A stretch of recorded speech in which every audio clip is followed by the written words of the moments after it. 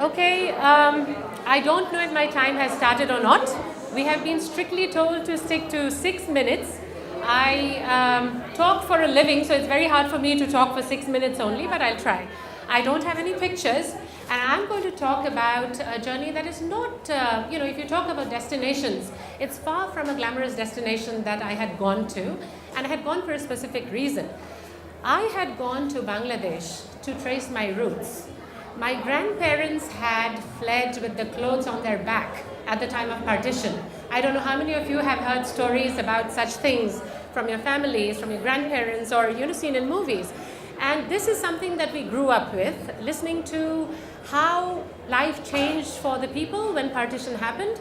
And my grandmother would spend afternoons telling us stories about what kind of opulence they had as landlords in Bangladesh, and how one night they just had nothing. Suddenly they all fled to India and they became refugees, and the entire family was totally dissipated. So there were 5 siblings my father had. All 5 went to different households and settled there, got an education, grew up. So it was a lot of hardship. So all my life I had this dream of going back to Bangladesh and seeing for myself the homes, etc., that were described. Now, one night my friend came to my house for dinner, and we both love to travel very much, and we were talking about going on a girls' trip. And any destination we named, my husband and her husband and our kids said, we want to go. And we said, no, you are not allowed. So finally I said, hey, how about going to Bangladesh? There was pin drop silence for a minute, and the family said, please go ahead. We don't want to go with you. So that was the starting point. And, to make a long story short, after 2 months, 3 kindergarten friends who have a similar history of grandparents fleeing Bangladesh after partition, we got together and we went to Dhaka. We landed there choked up completely as the plane was landing, because this is the land we had heard about so much.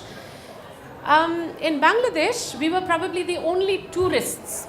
Nobody goes there for tourism. So whoever asked us, where are you from? And we said, from India. They're like, what are you here for? Are you with the WTO? Are you with the UN?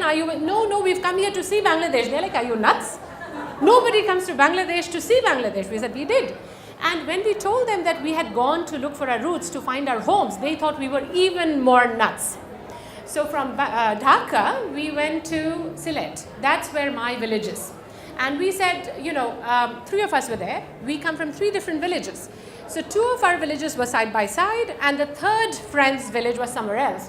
So we went to Sylhet. It was a 6-hour drive, beautiful countryside, and we kept on giggling. And we were all 40 plus, by the way. This was 4 years ago. 40 plus women, 3 of us. We had a guide, and we had this extremely well-dressed gentleman who was supposed to escort us over there.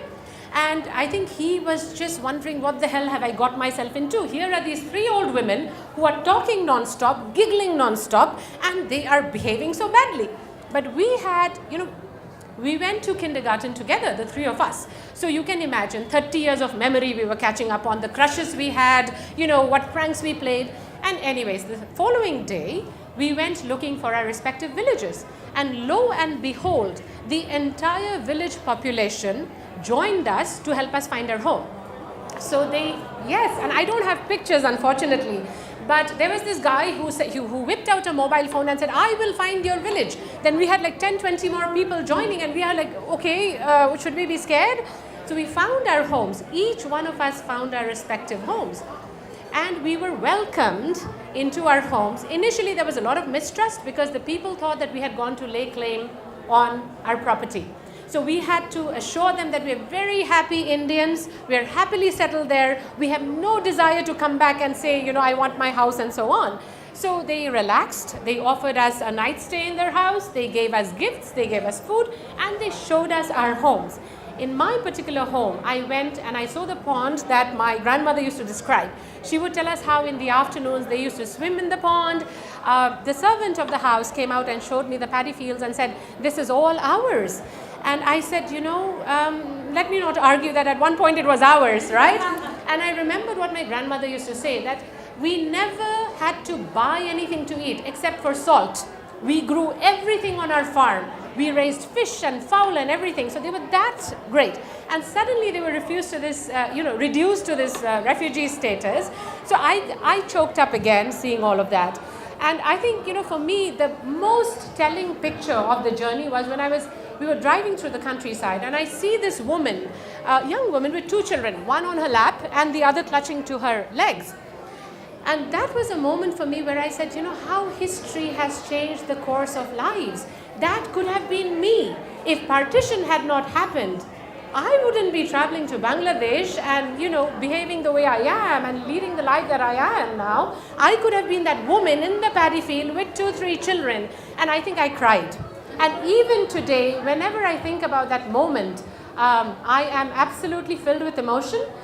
Bangladesh, unfortunately, has not progressed at all. It is exactly what my grandmother had described. Nothing has changed, but what has changed after that journey is my life, the way I look at things, and how fortunate I feel to be an Indian and to be living in India and with all the progress that we have here. So thank you very much.